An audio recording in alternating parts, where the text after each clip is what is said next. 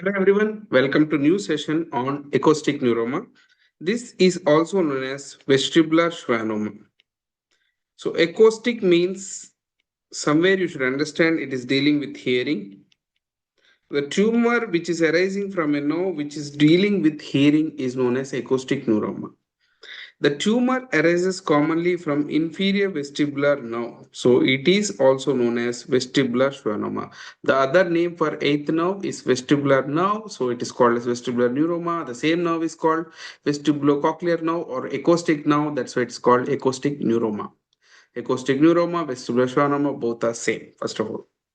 Right, now we are going to see a case scenario in which you are going to understand the major things, pathology, clinical features, and everything. A 65-year-old female presents with a 1 year history of gradually progressive hearing loss in the right ear. She complains of difficulty in understanding, underline this point, difficulty in understanding the speech, especially in noisy environments, along with unilateral tinnitus, occasional imbalance, no history of true vertigo. On examination, external auditory canal, tympanic membrane normal, RIN is positive bilaterally, so no conductive hearing loss. Weber lateralized to left ear, so right could be sensorineural, and you have PTA showing asymmetric right sensorineural hearing loss. So you got points of difficulty in understanding the speech, difficulty in understanding the speech. So this you should understand that patient will not have any conductive hearing loss, patient will have sensorineural hearing loss. So this future sensorineural hearing loss along with the difficulty in understanding the speech is classical symptom of retrocochlear hearing loss.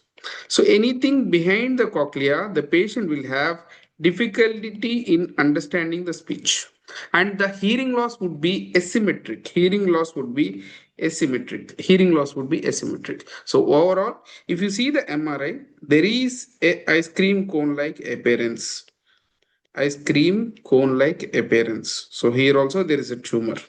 So try to understand that this is middle cranial fossa, this is anterior cranial fossa, this is posterior cranial fossa.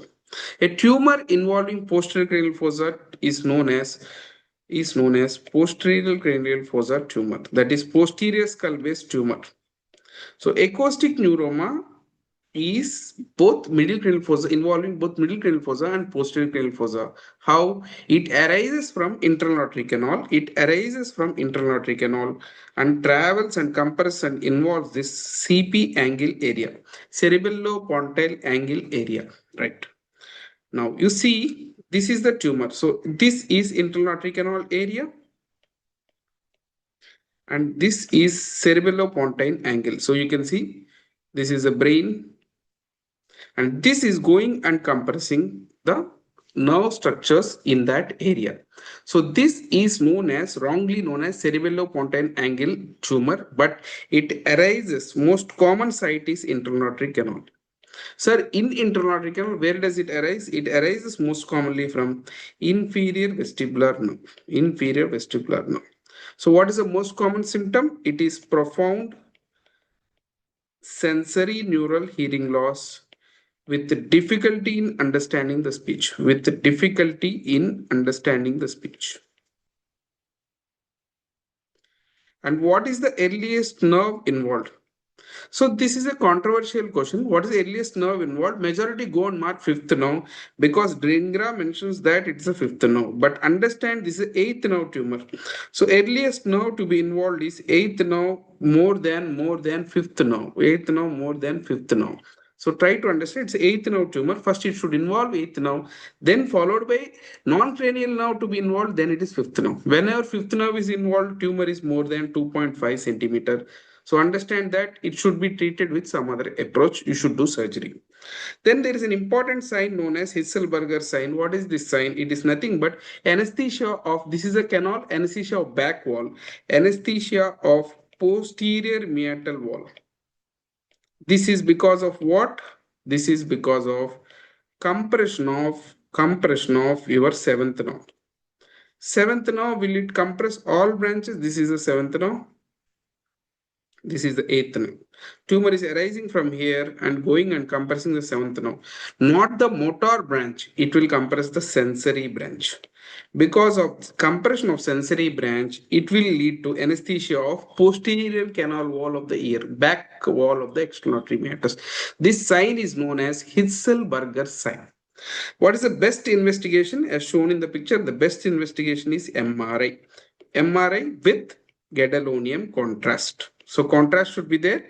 The tumor intensifies. So with contrast, you see how much the tumor intensifies. There is an enhancement on gadolinium,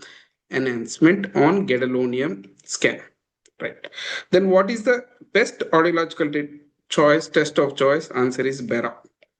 BERA will tell you whether wave 1 and 2 are abnormal or not because they correspond to cochlear nerve.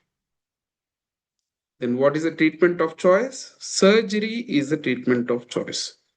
If surgery not possible, then you can treat with radiotherapy. Radiotherapy in the form of gamma knife or cyber knife.